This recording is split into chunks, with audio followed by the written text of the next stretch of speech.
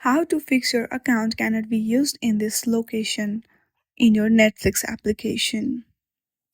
For this, first of all, what you need to do is simply open your App Store on your device. Once you are on your App Store, there you will see searching icon.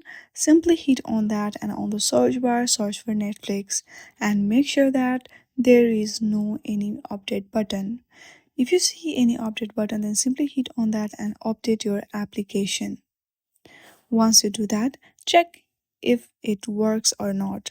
If it is not working, then go through your settings, hit on the general.